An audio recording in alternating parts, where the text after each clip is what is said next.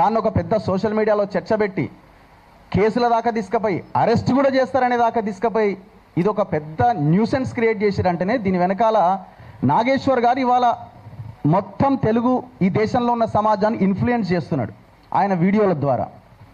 ఆయన ఎట్లా పట్టుకోవాలా? ఆయన ఏమైనా బూతులు మాట్లాడతారా? మాట్లాడు. ఆయన ఏమైనా తప్పుడు సమాచారం ఇస్తాడా? ఇయ్యాడు.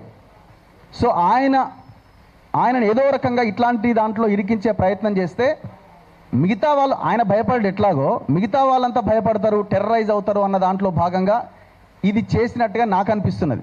లేకపోతే అసలు ఇది ఇష్యూనే కాదు.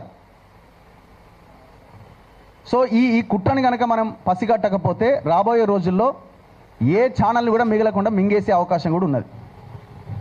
సో ఇప్పుడు మనం ఇంత బలంగా ఇదే బలాన్ని మనం ఐక్యతతో కొనసాగించి ముందుకు తీసుకెళ్తే మనం నిలబడగలుగుతాం.